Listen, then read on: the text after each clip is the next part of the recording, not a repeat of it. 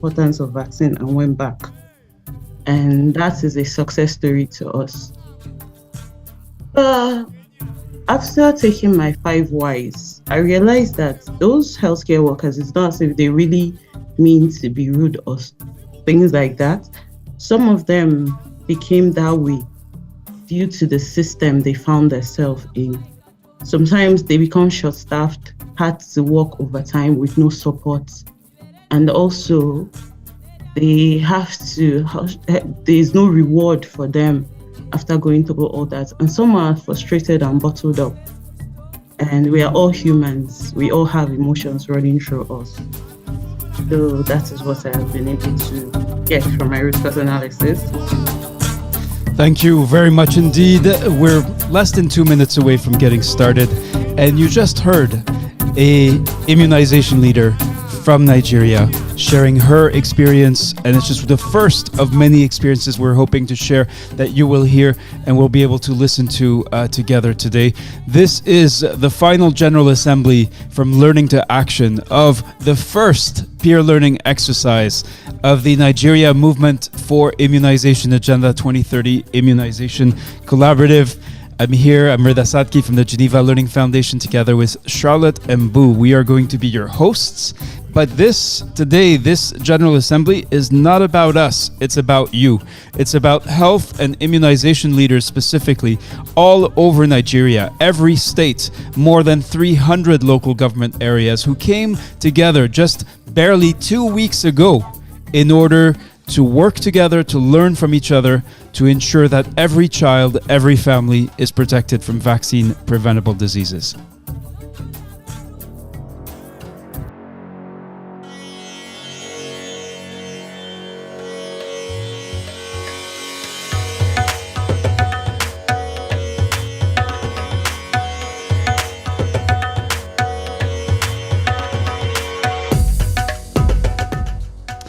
30 seconds and we're counting down some of the messages, initial messages. If you're watching on YouTube, Facebook, Twitter, LinkedIn, wherever you may be, please do share, not just say hello, but we'll have a number of questions for you. Make sure that you are also answering the questions. There is a slight delay, so we'll keep that in mind as we look at your answers. Here we go. Less than 10 seconds, getting started.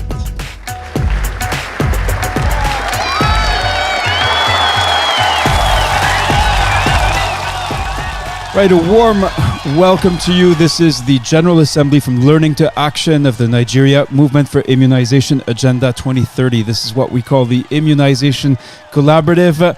I'm here with Charlotte Mbu. We're your hosts, but this is not about us. This is about Nigerian health workers coming together for the last 2 weeks to look at their immunization challenges, put new eyeglasses on to this time look for the root causes of the challenges they face. They've been working together for 2 weeks, and today is the day when you are going to hear what they have learned and what they intend to do with what they have learned from each other, and learning also to support and work together in new ways. So we're first going to turn to Mariam Mustafa.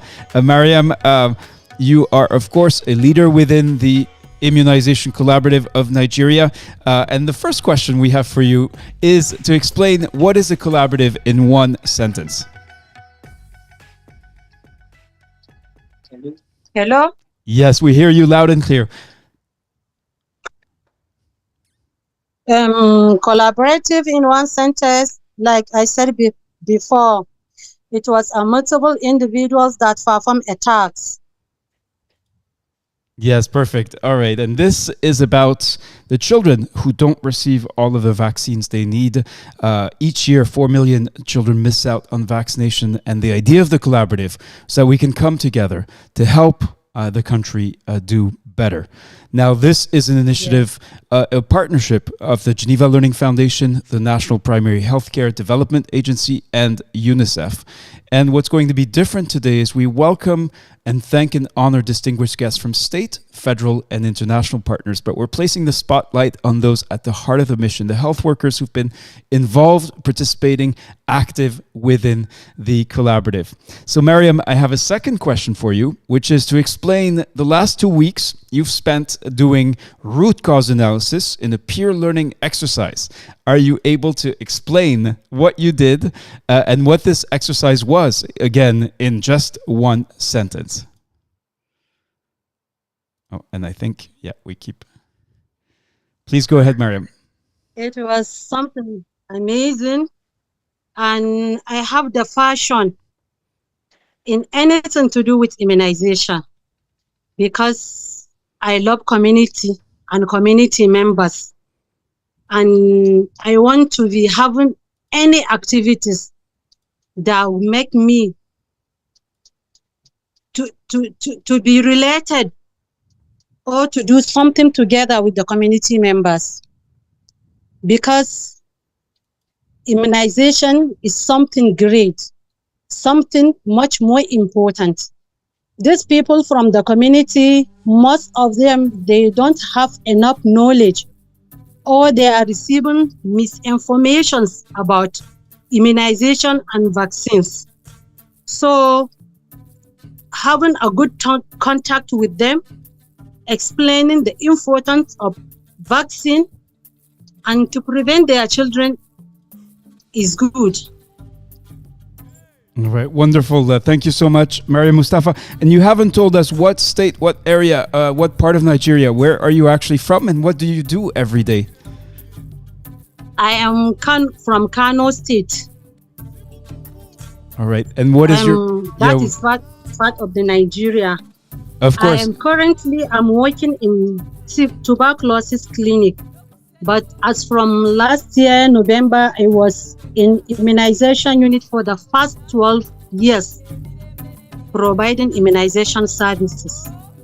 Wonderful. Thank you so much, Mariam Mustafa. You are our first speaker, and we applaud you and every other member and leader across Nigeria. All 36 states represented, more than 300 local government areas that started out in the collaborative. We'll be sharing soon the final numbers. I want to highlight this message from Rashida Musa Mukadas. Says, what surprised me the most is that this is one of most collaborative I have ever joined, because it's time consuming, that required critical thinking on how to design a workable project that you can handle within your work role. We'll be coming back to Rashida in a minute to hear more about what she means by that. But let me first again reiterate that 36 states represented. This was on the 22nd of July, and of course almost 40% women, a little bit over 60% men, and you can see representation from all levels of the health system for this root cause analysis exercise.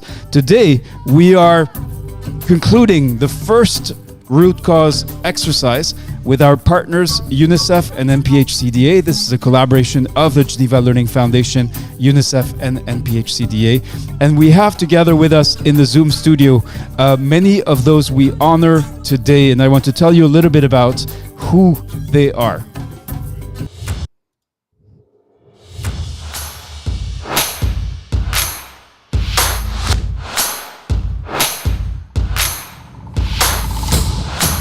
First of all, we wish to honor the guides from many distinguished organizations, both Nigeria and internationally, who have contributed and really been listening and learning and sharing their guidance, sharing their expertise, sharing their own experiences with participants in the collaborative. You can see their names here. And Charlotte, I'd like to ask you if you could read their names so that we properly honor them before we go to the next set of people, because there's a number of groups that have contributed in very significant ways.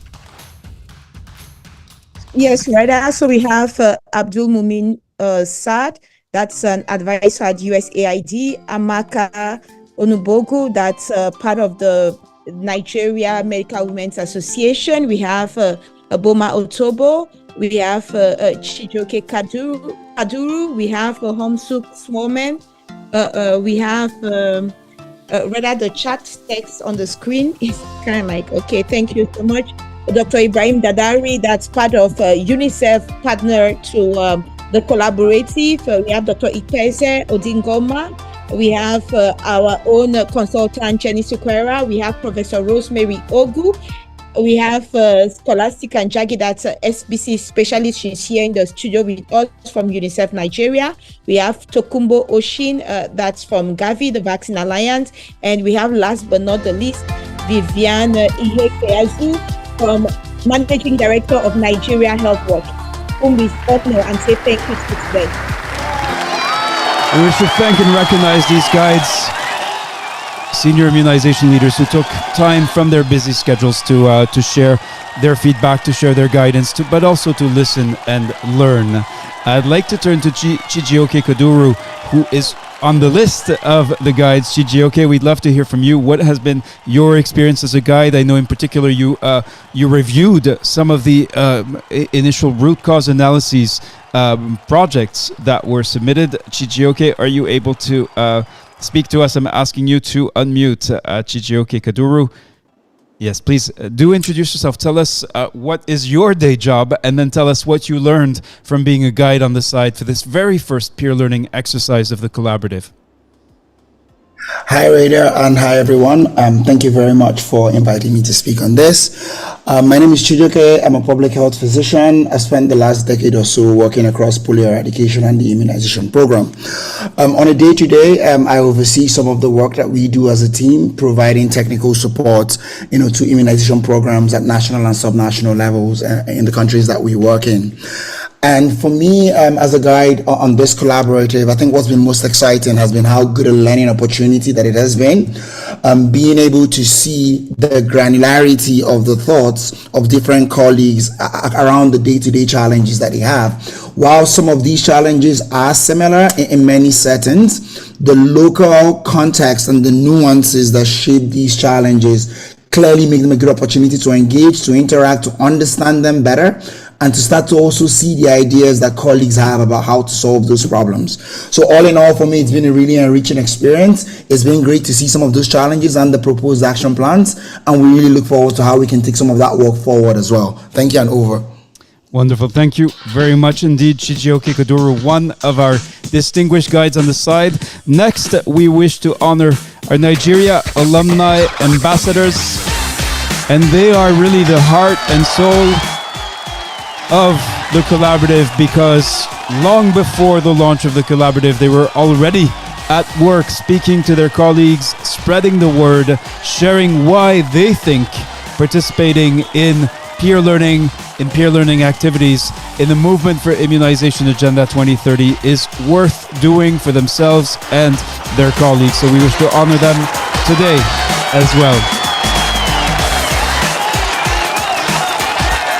Next, we will be, after the exercise is completed and we have recognized and honored those who have earned certification, we'll be honoring the founders, those who attended the Monday assemblies and helped build the collaborative, as well as the leaders of the movement for immunization agenda 2030 who joined as international observers from many other countries. I believe it could say from Mali to the Philippines and a number of other countries in between. We'll also be honoring partner organizations. And here I want to mark a stop to ask for, going to lower all the hands, if there is an organizational leader, so chief executive or other organizational leader who'd like to tell us about their participation in the collaborative and what they have done within their organization. So if that is you, please raise your hand so we can go to you and ask you to tell us. Let me see. I believe we just saw Mary Gloria Origi. Yes. All right. Mary Gloria Orgi, sorry. Please, I'm asking you to unmute. Please tell us what is the organization that you represent, and then you should be able to see 5 questions on screen, starting with why did your organization join the collaborative? Okay, thank you so much, Reda. My organization is the Network of People Impacted by Cancer in Nigeria, and is a cure cancer patient organization. And what really attracted me into the collaboration is because of the HPV rollout, which because in my organization, we don't just talk about cancer treatment, we also talk about preventive screenings and then early detection. So the HPV immunization prevents 90% of cervical cancer So that was what actually made me to join the collaborative. And my organization, in my organization is really going to help us because we are advocates. So we are really advocating for HPV vaccine to be, let it not just even be for between 9 and 14 years old. We want it to be for all girls that needs it, and also for all women. And actually, we are two that participated, myself and my colleague. Well, in terms of support, we supported ourselves. Right, right. Yes, because we don't have any external support, so we actually supported ourselves. And okay, how will I use the RC? Wow, I really want to commend this initiative. It was super. It opened up new ideas, and my peer reviewers were just so wonderful. They threw more light on even areas I never thought about. Yes, there were some areas I couldn't really agree, because ours was mainly about, my project was on misinformation on the social media, and how lived experienced persons, youth organizations, and women were not carried along. Women groups actually were not carried along, because that was what brought about that misinformation. And it was a huge problem when we went out for our advocacy visits. So, but there were some things that my peer reviewers brought, especially one, I don't know his name, but he said I should endeavor to reach out to the persons sending out this misinformation and try to see if I could convince them. Because if I don't, in the near future, they may still come back and repeat the same thing, and then we'll be back to where we started. And it was really cool. And I actually picked that up, even though I knew it may pose little problem, but I know we can still go ahead and do that. So it was really super, and I am really, really happy that I joined this partnership or collaborative, whatever we want to call it, but I'm so happy. And you guys were really helpful. Reda, Charlotte, you guys were so great. You were always there for us. The ones we don't understand, you kept on repeating. At times, I even got tired. I was like, you guys had a lot of patience, and that's good for us. So thank you so much. I really appreciate you all. Thank you. Thank you very much indeed. I expect forward. I expect that this should continue. The same knowledge is power, and the more we learn, the more we'll put it into practice. Thank you. Thank you, Mary Gloria. Or she's from a new, perhaps I don't know how long you've been working with immunization stakeholders around HPV vaccination, but again, the collaborative is open not only to conventional immunization stakeholders, but really open to anyone who is interested in ensuring that every child, every family is protected from vaccine preventable diseases. So we have many hands raised. I know, so we're asking for organizational leaders. So if you're the chief executive or a senior leader in your organization, please, we'd love to hear from you. If not, please lower your hand for now. We have many other questions, and we'll be sharing many experiences. I saw a very interesting comment from Rashida Musa Mukadas, who said, in the initial phase of the engagement, many government stakeholders are referring it to as an NGO program because it required so much which they don't have the interest. But later, many of them were able to join the event and kept following me, so you, Rashida, on the uptake for more engagement. We would love to hear from you. First of all, introduce yourself, tell us where you work, what organization you are representing, and then tell us more about what you wrote in the chat, please. Okay. Hello, everyone. I'm back again. My name is Rashida Musa Mukadas. I work with Women, Child, Youth, Health and Education Initiative. It's a non-governmental organization, CSO, here in the northeastern Nigeria, probably in Bauchi State. Actually, WCY is an organization that is working towards promoting health and promoting health of women, child, and youth in the states and in Nigeria. So, in that regards, when this opportunity was shared with us for us to participate, a task assigned to me to further share with some other colleagues and the rest, I was able to share with through the platform of the organization, through my personal.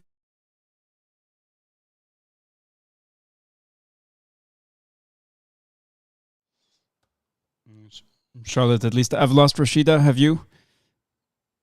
Me too, I've lost her, Reda. Oh, no. Don't have Okay. my key. Right. We hope she's going to be able to come back. Rashida, we're not able to hear you anymore. Unfortunately, sounded like a fascinating story about how you, as a CSO leader, were then able to engage the government. We hope that you'll come back. I'm going to... Yeah, Rosemary Ogu, you're not the only one. I think she is having a connectivity issue, unfortunately. Rashida, please do tell us the rest of that story in the chat if you can. And we are going to, let's see, we're going to hear, right, she's now disconnected, unfortunately. So we are going to go on, but there are some remarkable stories from organizational partners, and we're going to invite organizations to tell us about their experience of the collaborative. There's much potential. If you had staff from your organization, more than one person in the collaborative doing the root cause analysis, we're going to come back to you and then ask you, what are you actually going to do with this? And again, we remind you about who the collaborative is for. Doesn't matter what your job is or where you work. What matters is that you want to make a difference for the children and families of Nigeria. So if you face any of these challenges, and Charlotte, of the challenges shown on screen, which one really is the one you're most concerned about, personally? It's hard to choose whether when the health of children and communities are concerned.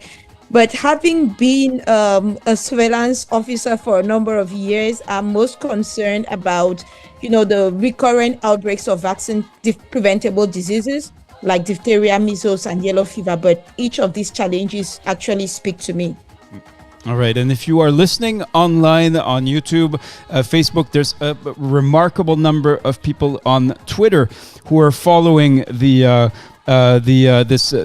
event. You can see here there's 724 attendees just on LinkedIn. In our Zoom studio with us are the leaders of the collaborative who've been participating in the root cause analysis exercise. And again, if you want to join this remarkable group of immunization staff from all levels of the health system, from both government and civil society organizations, as well as private organizations, including, we've seen a very strong participation from pharmacists in particular that we want to acknowledge and recognize.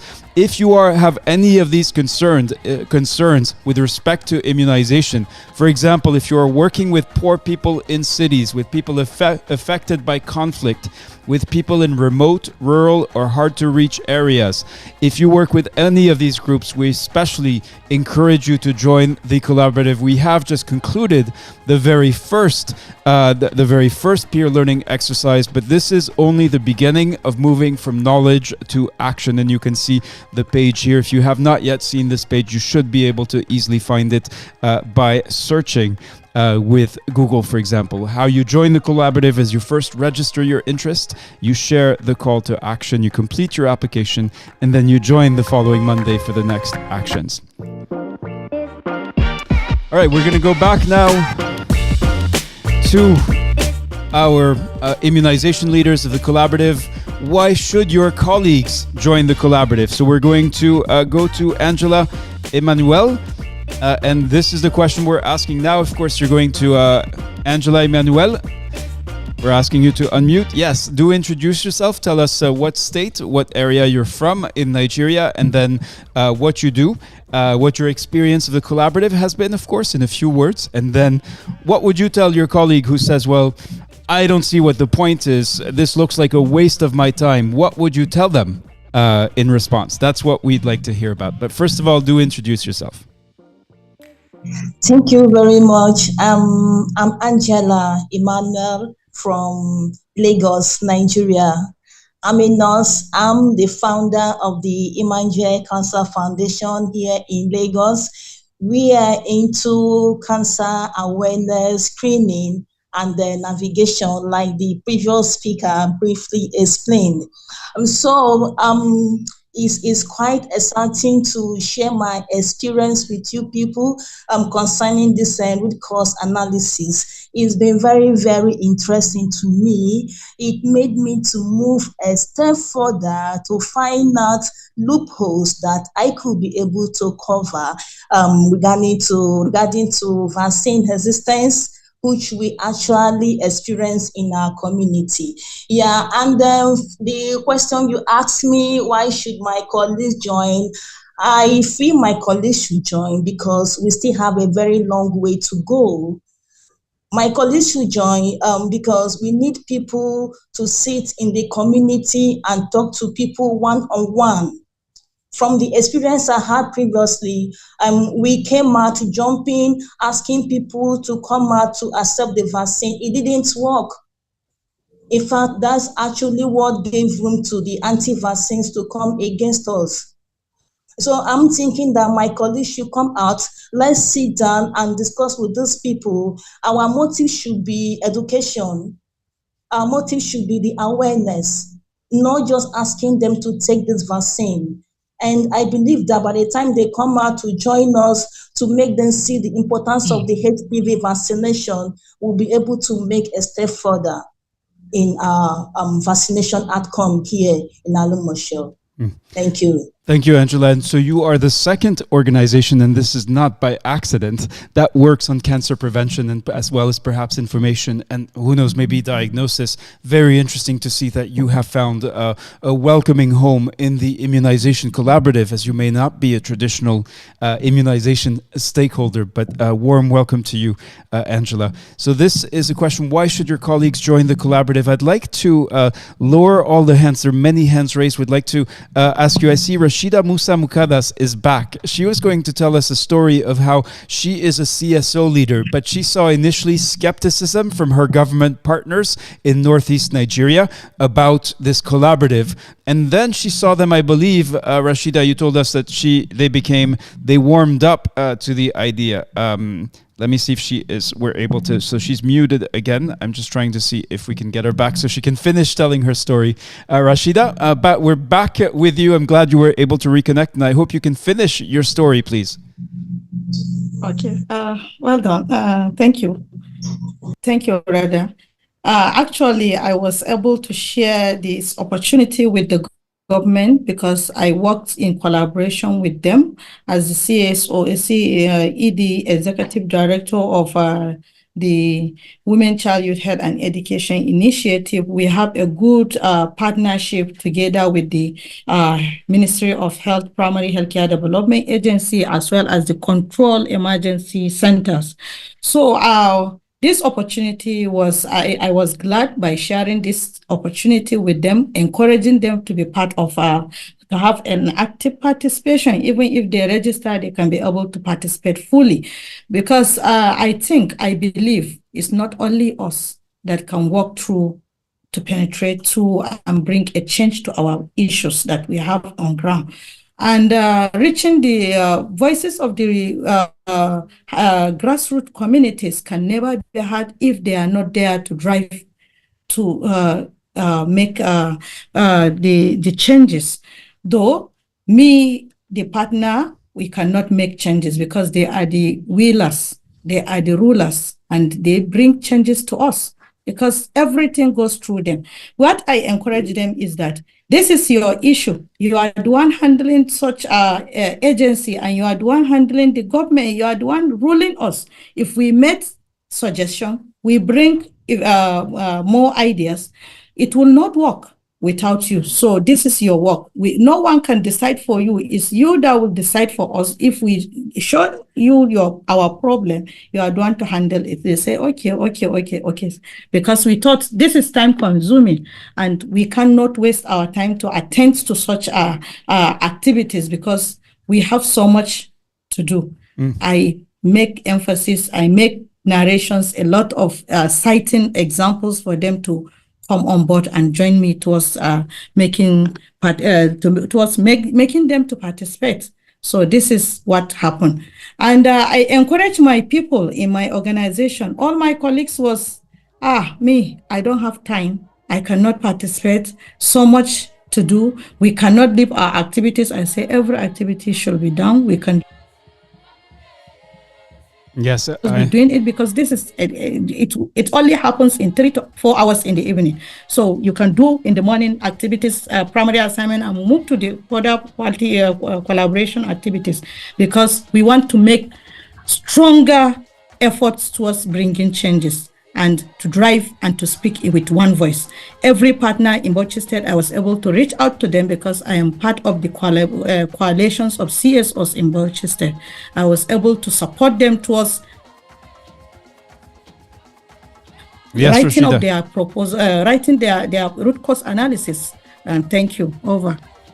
Thank you very much indeed, Rashida Musa Mukadas, and a warm welcome to those of you who are joining us following. There are many following across LinkedIn, Facebook, Twitter, X, YouTube, and a few other networks, I think. I want to now mark a pause to say what we are giving back today. Of course, participants, leaders have been putting in the hard work of learning, analyzing, finding, searching for the root causes for their immunization challenges. As Rashida Musa Mukadas said, this is for the communities that you serve as health professionals.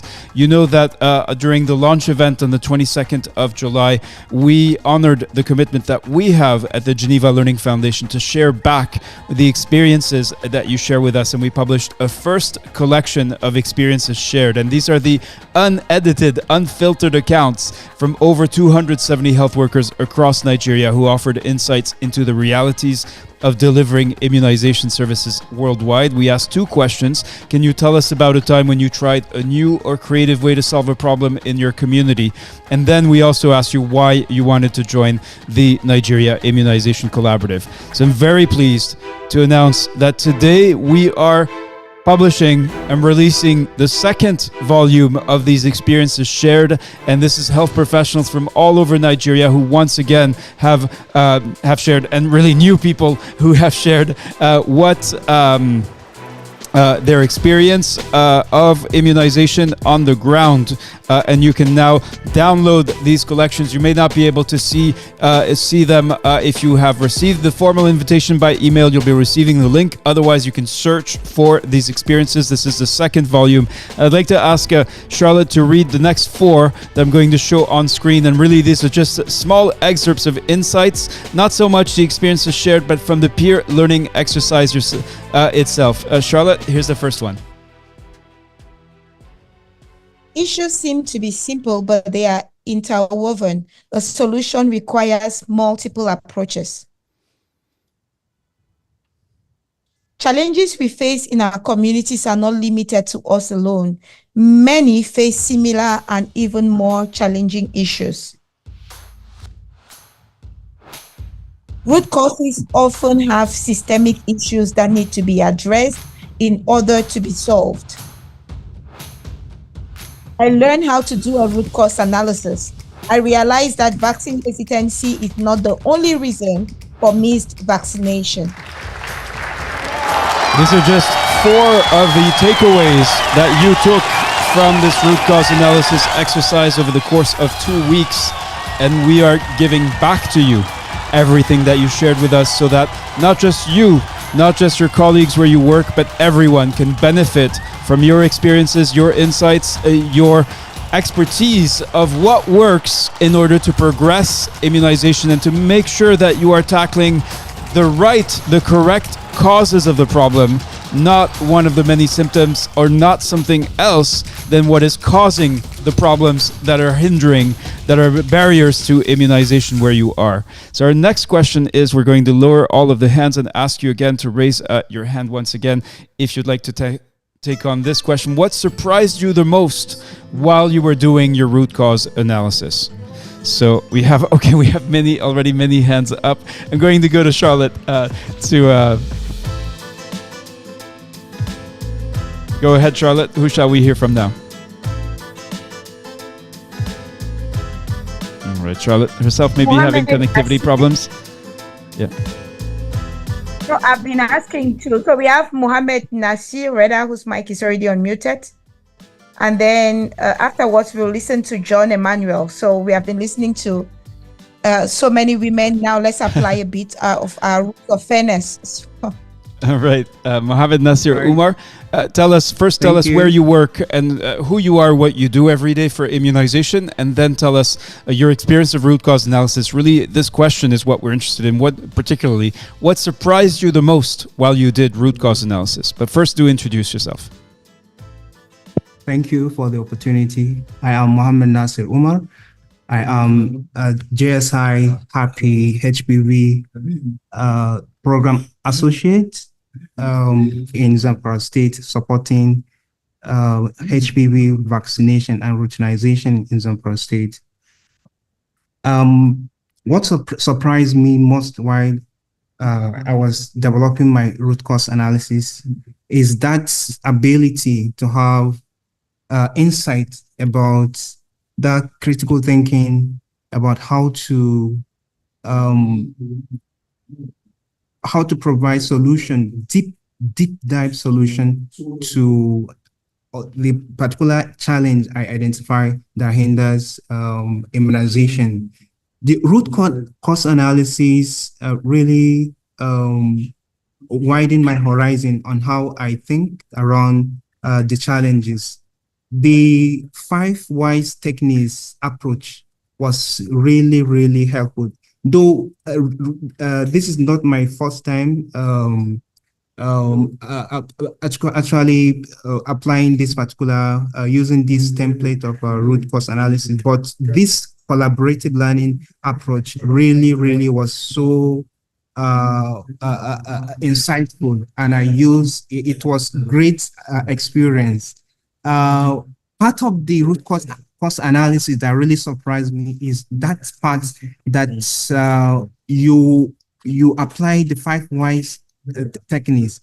I ask question, then my answer provide a question to another answer, like that, till I was able to provide the real cause, the root cause to the challenge I identify. For instance, in Zamfara, my project I worked on was to on the poor RI PSC performance across some LGAs in Zamfara State. I was able to use the root cause analysis, and I found out that the poor implementation of accountability framework was really the hindering problem. And with the approach the template provide, I was able to provide to find out and how to mitigate this particular problem. It was really a great experience. I'm happy to be part of this development, and this is a welcome idea. Thank you all. Thank you for the opportunity. Long life. Mohammed Nasir Umar, question for you is the following. So you're part of JSI, which of course is an international group. So you work with colleagues in Nigeria and perhaps also from other countries all over the world. How did working with or connecting with health workers in the collaborative from other parts of Nigeria actually help you? Because obviously JSI, for example, providing technical assistance to Nigerian immunization projects already has a lot of knowledge, a lot of experience. So what was different here about connecting in this way in the collaborative for you? Yes, what I found very interesting is that I have that ability of working together with health workers. Being a program associate, I provide TA support to the RI working group. We work together. I blend myself with them. We work as a team. All the partners in the states are supportive. We work using data-driven approach. All what we do is about data. We measure their performances using data, and it has been so practical. And they are being supported, because all what we do is about improving the coverage, is about hindering and reducing the risks of the morbidity of vaccine preventable diseases. Wonderful. Thank you, Mohammed Nasir Umar. Let's go to John Emmanuel. As Charlotte pointed out, we heard from a number of the very impressive women leaders in the collaborative. John Emmanuel, we're catching up now on our gender balance between men and women, but that's the important part is for you to introduce yourself and to tell us tell us who you are, what you do, where you work, and then tell us, did this exercise help you? And if so, how to find the root cause that you can actually fix in your job? But first, tell us what you do. All right. Thank you so much. Let me first of all appreciate the coordinators, my amazing colleagues. My name is John Emmanuel. I'm a health worker, community health worker from Bauchi State, but specifically Tafawa Balewa local government. My officer in charge of a facility called Sabongida Facility, Health Facility. I'm excited to be part of this program. It has been quite educating, and it has been quite interesting and helping on making available the rudiments on how to engage the community and immunization issues. Now, in the process of these discussions and learning using the rubric guides, when I was writing my root cause analysis, I just discovered that over the years, I have been superficial in my approach. I've been one-sided. I've been actually peripheral in my approach.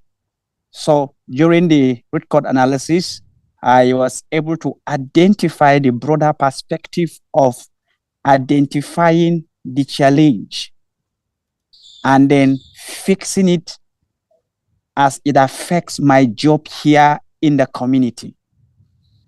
For example, I was writing on defaulters tracking system because in my community here, when I just came into this community not long ago, I think I'm here about 3 to 4 months. So I came and discovered that there is high number of defaulters in the community. You discover that a child have taken the first dose, the second dose, and it's missing the third dose. Most especially the measles, diphtheria. You discover that most children are missing it. And the number was skyrocketing on daily basis. I kept on doing the traditional way I know so far, and the result was not quite interesting. But within this week, when we started root cause analysis, and I was able to see another light, and I quickly swing into action, I can tell you that the percentage of the defaulters in this community have reduced drastically when I apply quickly what I discovered. And to me, I'm already fixing the problem. Because I've already seen that what the strategy and the identification of the challenge and using my office or my job has bring a solution by almost 60% so far within these 2 weeks, because I couldn't wait to finish the courses before I start swinging into action. The moment I saw it, I just swing into action and I start work. And to tell you the truth, it's already working. And I'm excited, I'm happy, I'm enjoying myself, and I'm quite grateful for this program. It came at the right time and has helped me a great deal.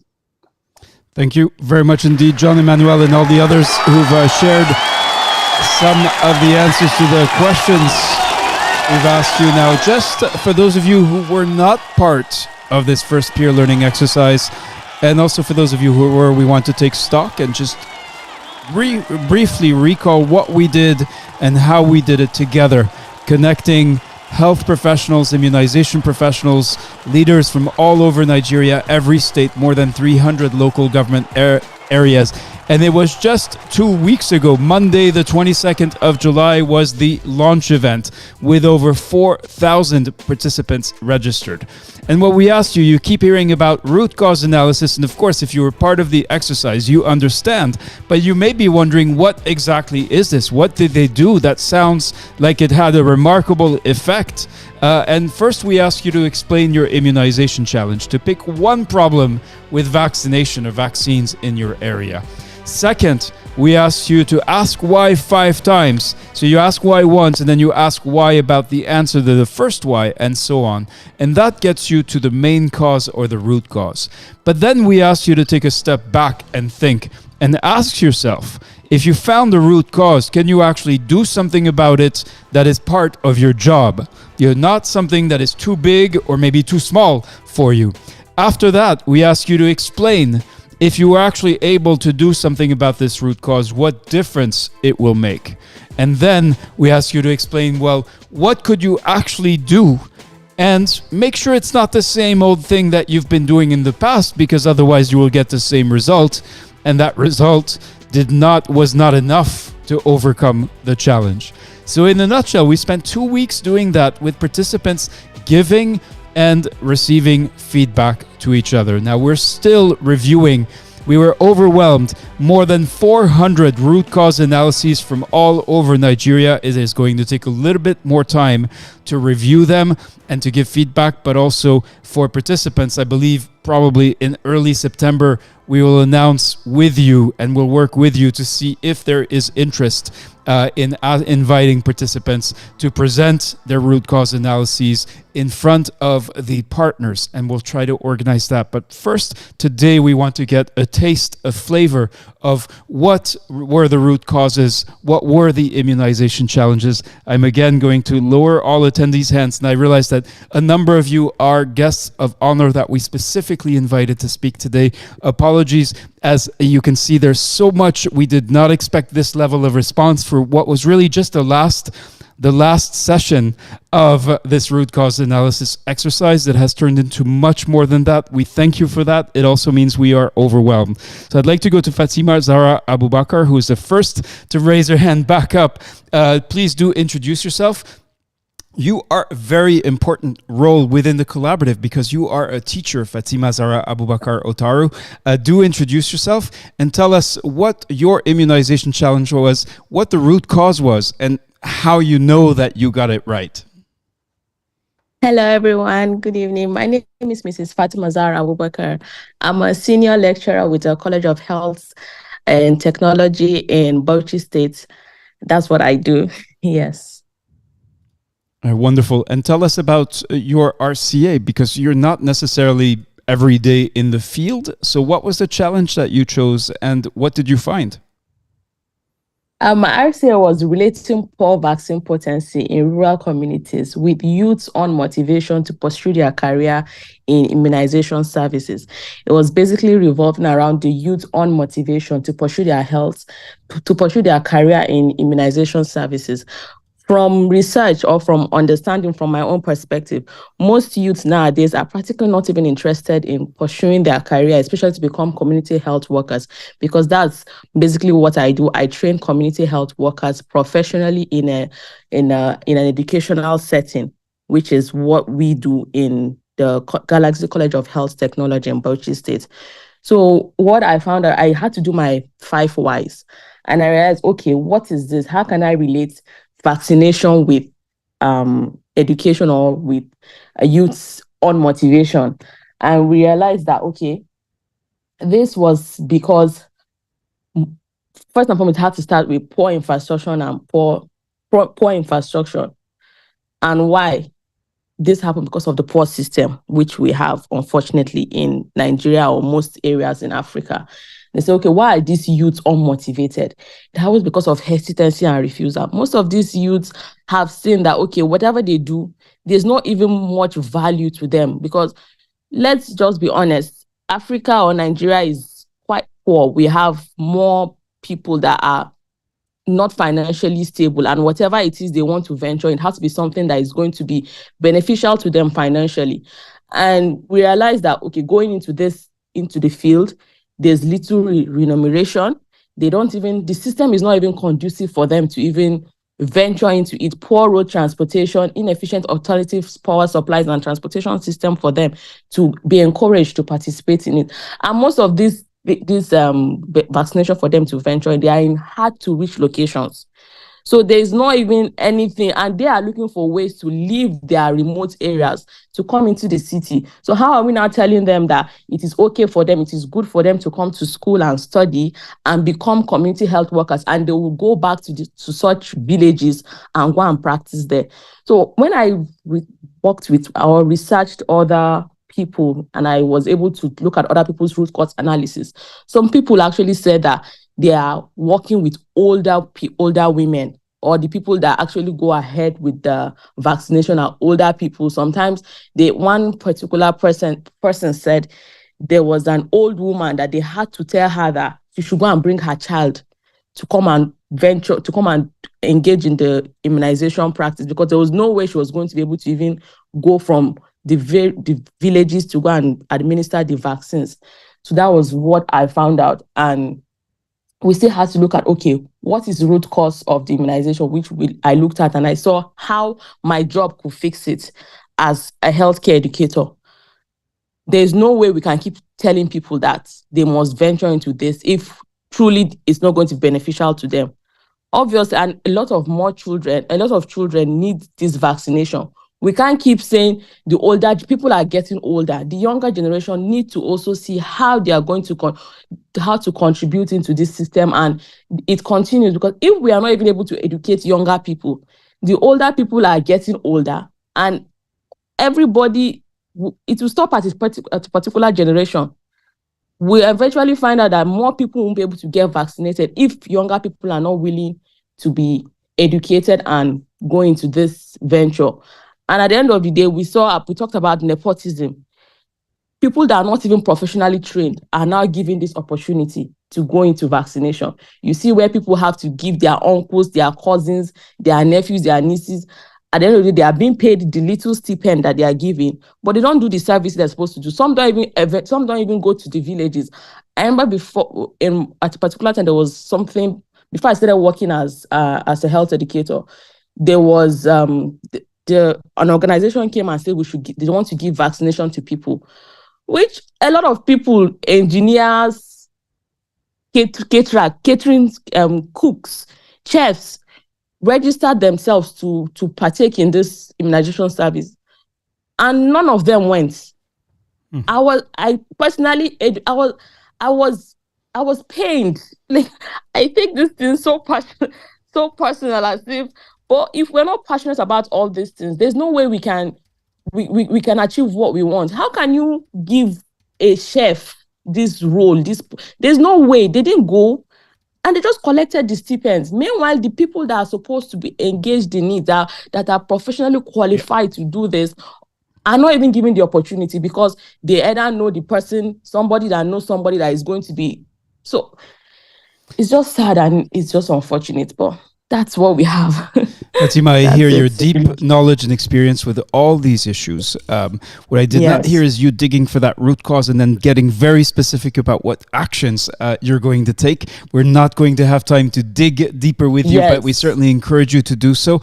I'd like now to turn back to Charlotte. We'd love to hear from someone who is from NPHCDA or from a local government agency that was involved in the root cause analysis in the collaborative. So we're going to lower all the attendees' hands. And just to clarify, we did not expect this level of response and participation in this final session. So we may need to schedule an additional session probably in September, early September, for proper presentations of RCAs and follow-up actions. So please do not be frustrated or disappointed if you're not able to present today. Charlotte, who shall we hear from now, please? Right now we have Fatima Husseini, whose microphone is open, that I'm hoping that is the government. After that, we'll turn to Adamu Galadima, but please, Fatima, over to you. Okay, and just to clarify before we hear from Fatima, for those of you who, Charlotte saw that some of you were not in the room, not in the studio, sent you messages. So if you're here, be reassured that she has noted your attendance, and we're really grateful for your participation. All right, Fatima Husseini, a warm welcome to you. Please do introduce yourself, and then you only have 3 minutes, so please be concise and to the point. Tell us who you are, what you do, and what was your immunization challenge, and what is the root cause that you found? Okay. Good afternoon, everyone, and thank you for giving me this great opportunity to be part of this great team.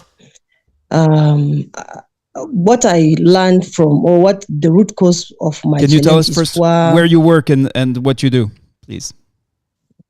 I'm the founder of Hajafanda Supportive and Development Initiative, and currently I'm the state coordinator for CMAM centers, that's acute community malnutrition from WHO in Katsina State. So what arose my interest before I work with UNICEF as LGA facilitator, and I know all the challenges that are attached to immunization. Later on, I joined WHO with the same issue. So I was able to track why this immunization, because my organization, we specializes in supporting children that are sick at the health facilities. So we learned that many children are dying because of vaccine preventable disease. This arose my interest to sample some part of the community and see what is going on. So after I sensitized, I went to Jibia local government. I made a sensitization of 45 minutes on the importance of routine immunization and why are we giving immunization to our children and all the antigens that are supposed to be given to the children. After that sensitization, caregivers, they are the one even presenting their children, even those that are not, those that are above 5 years of age. That day, I was able to track 122 zero-dose immunization that's eligible for routine immunization. And those that were not eligible, I think they are 58. That's what I was able to track. So this shows that poor communication is the only problem that leads to this problem. So I now still go back and check what is going on with this, why this poor communication. So I now learned that most of the recruitment that I've been doing is not based on merit, it's based on whom you know. Is based on whom you know, then you'll be engaged on the services. And then the second issue is that almost 80%, I don't know other state, but in Katsina State, almost 80% of the RI providers that are giving the routine immunization are not, what do you call it, they are not fully, they are just like, what do you call it? Something like ad hoc. They are not full-time staff. They are earning only 10,000 naira in a month. And this 10,000 naira, we expect them to go to the village for outreach. And we expect them to use that 10,000 naira to come to the health immunization center and take the vaccines, which is not possible. And sometimes they will spend 3 months without even giving them that 10,000 naira that they will use. And if we look at the other NGOs that are monitoring the routine immunization data, like WHO, UNICEF, CDC, I think the minimum of what they are earning is 200 something. So this is why they cannot do it. Last week, I was in Mashi local government. I went there. Children are dying.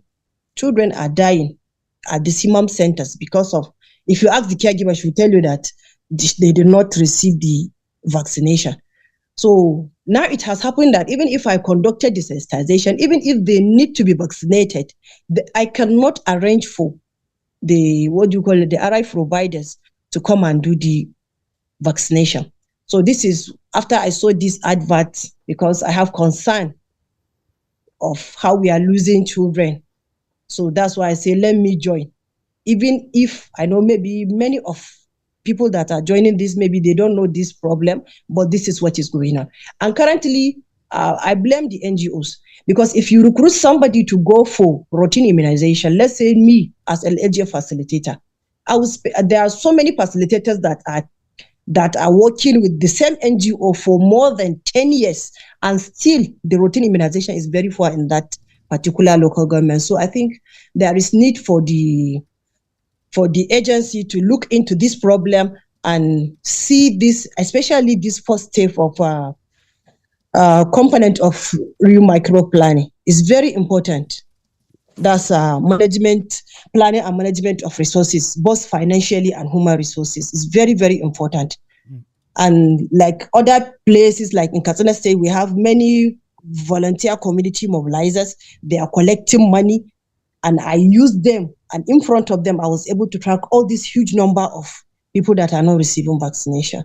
So there is need to look into it, and many children are dying. That's why I took it as my root cause analysis, and I was able to find what is going on in the immunization.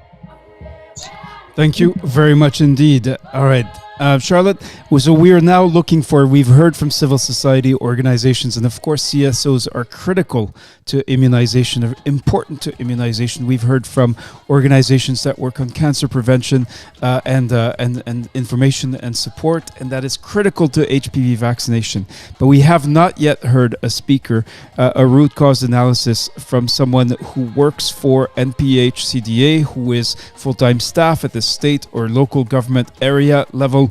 And so I'm turning to Charlotte, and of course we cannot tell from just simply from your names, so please raise your hands if that is you, and only if you are actually staff full-time for NPHCDA. If you are a CSO or if you are from another organization that is not the government, please do not raise your hand. Charlotte, who shall we try? And we only have a few minutes for this final General Assembly, but it'd be great to hear from staff who work for immunization within the Nigerian government, of course. Reda, so we have Maimuna Tata, whose hand is raised and microphone open. You raised your hand after Reda has made the indication, so we are hoping that you are of the NPHCDA. So Maimuna, over to you. Okay, this is Maimuna Chacha from Kano State. I'm from the State Primary Healthcare Management Board of Kano State. I don't know if that will serve as a national primary healthcare, and if not, okay. Yes, please go ahead. I'm Maimuna Chacha from Kano State. I'm 2IC in a health facility in Bunkura local government, which is Zenya PHC. And my challenge happens to be a non-conduct of routine immunization session in Zenya PHC Bunkura LGA Kano State. The importance of my challenge happens to be the challenge is important because unvaccinated and partially vaccinated children become vulnerable to vaccine preventable diseases, and such as polio, myelitis, measles, tetanus, and so on. And this can lead to increase in mortality and morbidity rates. More so, irregular vaccination influence the herd immunity, which we all know, and then the community, which may cause outbreak. There may be outbreaks, frequent outbreaks in the community of vaccine preventable diseases. I also went further to explain the groups that were affected, which are the community, the children, the parents, in terms of being sick is time consuming, then it's also cost consuming, and then I went about to talk about my jobs connection to the challenge. I am a community health worker, and then I'm a deputy health facility, and I provide the RAMCA services, but the health facility is not providing RI, and this I found out when I started working with the health facility. In the process of my 5 whys, I tried to use my root cause to find the reason why the health facility is not providing the vaccines, is not providing immunization. And from there, the 5 whys were, why is routine immunization not conducted in Zenya PHC? And then my answer was because there is no provision of conditional cash transfer, which is the new incentive, all babies are equal. Then why is that not provided in the health facility because there was no provision of vaccines for immunization. Then why is there no provision of vaccines for that, for immunization, routine immunization? It happens that you can hear me, right? Loud Hello? and clear. Okay, thank you. Not providing because the health facility did not conduct the real micro plan. And then why is the health facility didn't conduct the real micro plan? Because it is not, the health facility is not on DHIS platform. And then why is it not on DHIS platform? This is because the health facility is newly built and was commissioned after the 2024 micro plan exercise and needs to undergo several processes for provision of routine immunization. So this happens to be my root cause. The root cause happens to be non-conduct of RI session because the facility is nearly additional health facility. Though I try to write up some actions that I can use to solve this problem, but unfortunately during the first review, the first peer review, most of them try to let me know that my actions, I cannot, they are outside my jurisdiction. So I changed my actions and I believe I can use this action to solve this problem by using my health facility in charge and then the ward focal person, technical officer for the ward, and also the community leaders, and then the community leaders, and then the community leaders. And in the process, what I intended to do was request the health facility in charge and the ward focal person, since I cannot get direct vaccines from the LGA. So there is the facility, or the settlement happens to be a catchment area to another health facility. So instead of them coming for outreach session in the settlement, I think the vaccine should be channeled to the health facility so that the health facility cannot conduct the sessions. And at the end of the day, they will now we will now be submitting the our reports to the health facility, that's the mother health facility, pending the time the health facility will be recorded or will be updated in the server, and then it will now conduct its own micro plan. It will be on the DHIS, and then it will conduct its micro plan and will be receiving vaccines direct from the ward technical officer. So in the process, hello. Yes, we're still listening. Please conclude. We are over time. We are going to call on the collaborative members to make a decision if they want to, if we together want to extend to hear at least one more person. But Maimuna Tata, it's a very interesting narrative that you've shared. Please conclude, but also tell us what kind of support do you need now to properly tackle your root cause as part of your conclusion. And then we'll do the call to see if the collaborative members wish to extend today's session. Okay, the support I need, I did the support from the health facility in charge, then the ward technical officer, and then the community leaders. And mostly what I need is how to update and integrate the RI services into the health facility, and the overall planning of the session schedule based on available real micro plan data from the other health facility. I also need the health focal technical officer to provide refresher or on-the-job training to identify RI service provider. Likewise, the community leader, I also need its support to support demand creation activities through awareness creation to address concerns and promote utilization, to support development of RI session plan. That's what I need. Then the parents and caregivers, I plan to conduct other demand creation activities. So I expect them to understand the benefit of immunization and demand services, bring their children for vaccination based on RI schedule. I support. Thank you very much indeed, Maimuna Tata. All right, this was.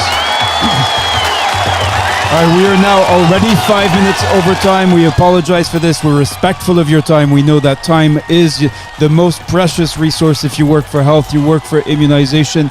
We appreciate those of you who are able to stay over time.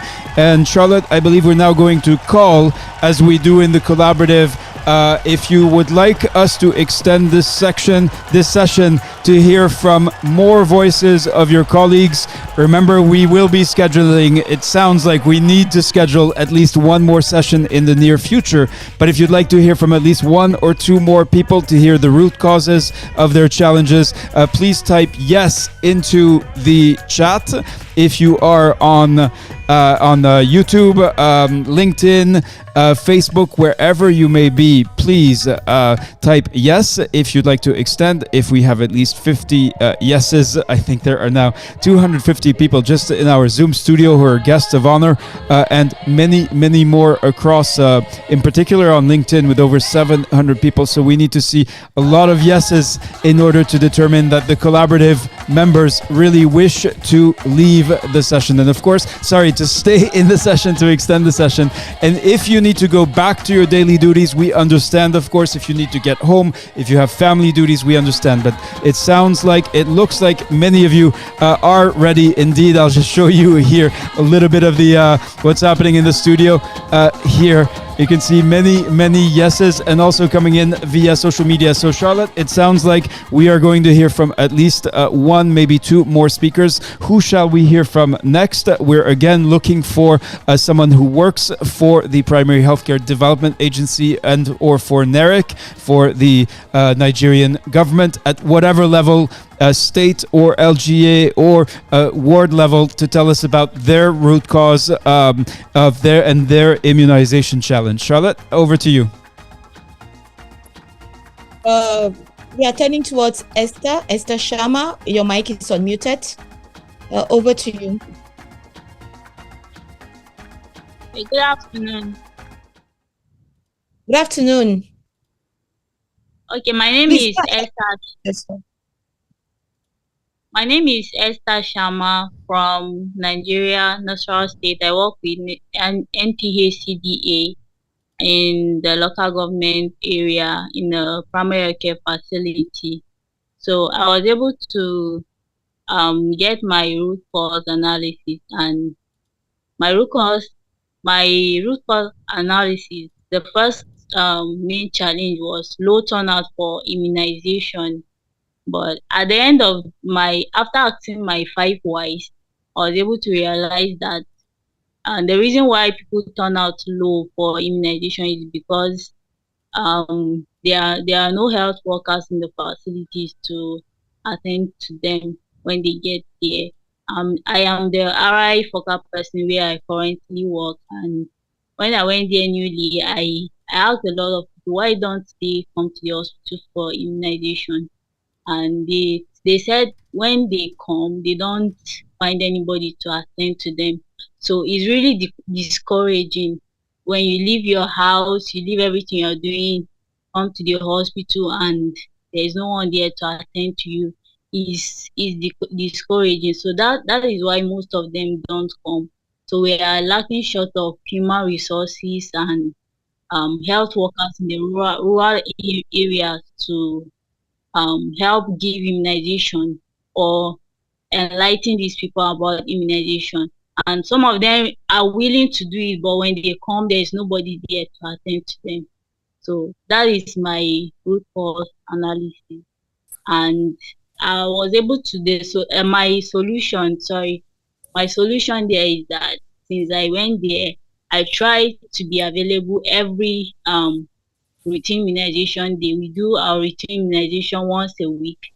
So I'm always available on that day. So anytime they come, they find me there. So it encourages them to come.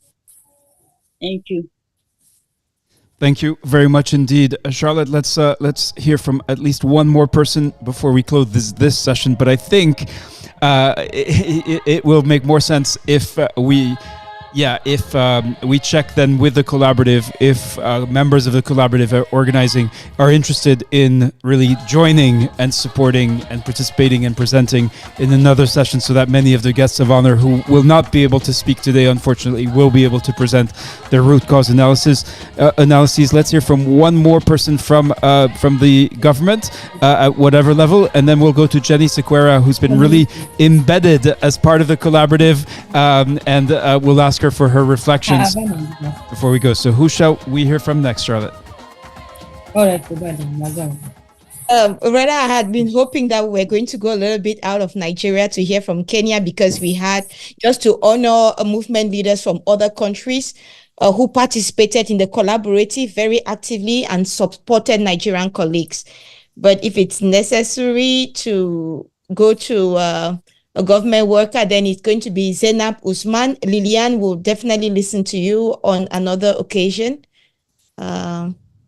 Zainab Usman. And just to say to Fatima Abdullahi and others whose hands have been raised, there are many, many raised hands, and we really appreciate your commitment and your enthusiasm. And in fact, I'm really thinking aloud. We haven't even discussed it with Charlotte, and we'll be asking you in the collaborative if you'd like us to organize a follow-up event so we can hear more presentations. So please do not be frustrated or disappointed if we're not able to hear your voice today, because there's so many of you above and beyond really all our expectations, and this is to the credit of your commitment, of your diligence, and of the care that you show for the children and families of Nigeria. We will do everything we can to honor that. Over to you, Charlotte. Yeah, so Zainab Usman, over to you. Zainab, I see your microphone is open, then we'll go to someone else. Probably Zainab is having issues with connectivity. And we're looking again for people from the Primary Healthcare Development Agency or for NERIC. So if you do not work for the government, we have heard many CSO voices and we honor them as well, but we really would like to conclude this session with government staff who are directly involved in immunization. So we have Gloria Anyawu, your hand was raised. Yeah. Good evening, Charlotte. Good evening, everyone, and our guests from Kenya. Good evening. My name is Gloria, and I support immunization for the primary health care in Rivers State. So my root cause analysis, I looked at the negative influence of traditional and cultural beliefs on immunization activities in Rivers State, Nigeria. So aside other reasons, the religious and traditional norms and myths have been seen to be a challenge in my community and in my state. So I looked at my 5 whys and I tend to ask why the negative and cultural religious norms and beliefs pose barriers to successful immunization activities and acceptance. And why do we also have the spread of these norms and myths? Why the traditional leaders and caregivers not have adequate information on immunization, and then the poor knowledge and them not being integrated in this program? What can I do about it? So I try to bridge the knowledge gap between traditional and religious leaders as well as caregivers, and then taking off that negative norms that they have. So it's something that I can fix directly, or I am working on already on fixing, because it's been a really, really serious burden to fix it, So as a technical lead for immunization program, I'm directly working with these people, and right now we have a health committee at the state level, at the LGA level, and as well at the community level. That's what I'm looking at doing. And people that might help, yes, I can't just do that alone. We need every government official. We need the ES of the primary health care board. We need the local government health educators. We need immunization officers to work with me, and as well head of household, that's parents and caregivers.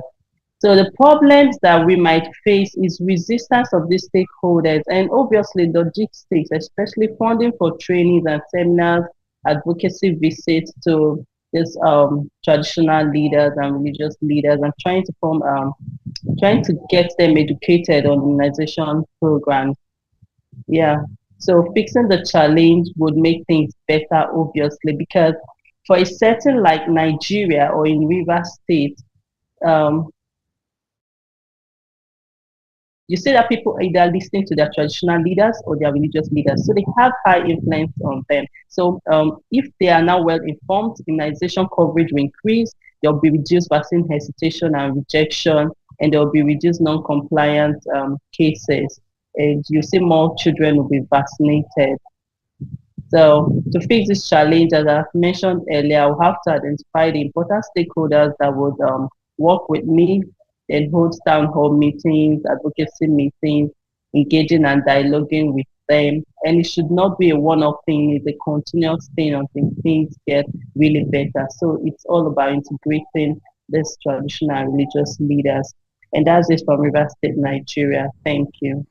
Thank you very much indeed. We're going to offer, and please, even if you are alone in front of your computer screen, your colleagues may look at you funny, but do join your hands together for Eno Sandra Uyebi and so many others who were ready to present their root cause analyses.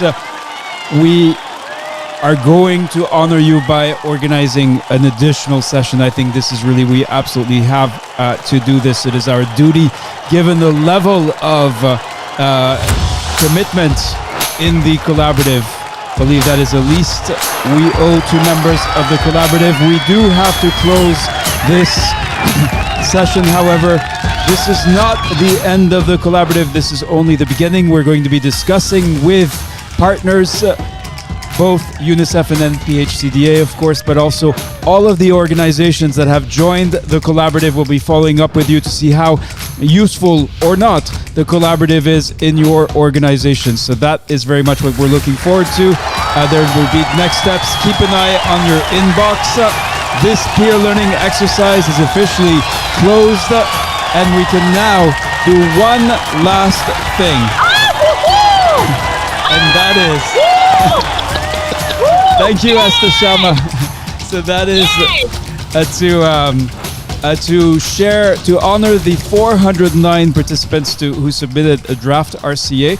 This is not the final list. This is not those who earn a certificate, because we're still reviewing, and this will take a little bit of time, but it is definitely a group of people who were able to make it through the first major milestone. So here we go.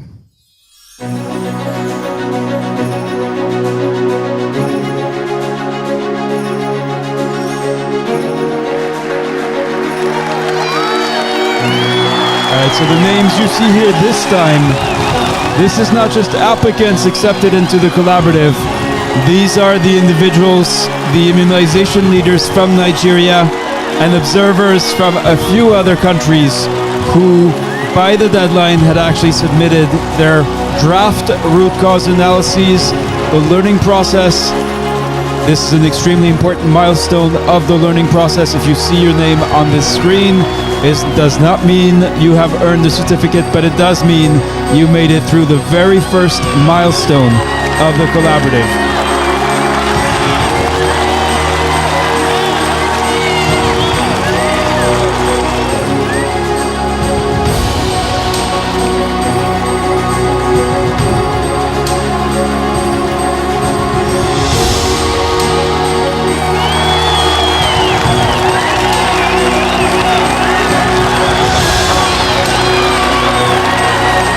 You decided to join the collaborative because you wanted to. You made that choice, and you made the choice to put the work that you did into it, and you will get out of it more than what you put in, but at least what you put in to help you tackle the immunization challenges that are preventing every child, every family from being protected from vaccine-preventable diseases. These are the names of those who made it through the first milestone. We'll be holding a formal commencement ceremony to honor everyone who will receive, who's actually earned the first level of certification in the collaborative. We're now at the V's. You can see there's a few more. We hope that those of you who recognize your names on the list will be proud of what you have done and will have made it to the finish line of this first peer learning exercise of the collaborative.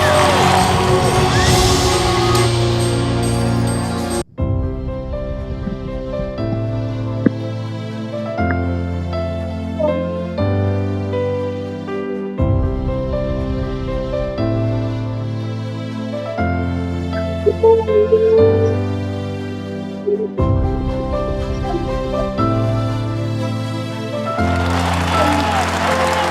now going to show the messages on screen. This is our last chance to share a message. We'll be going back in time to make sure you can share your final messages. I will be going out to everyone who's watching this.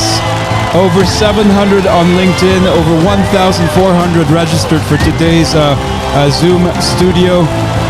Hundreds of you in our studio today, and many more who will be watching the recording. So this is your chance to share a message with fellow Nigerian health immunization leaders from all over the country, as well as colleagues from all over the world.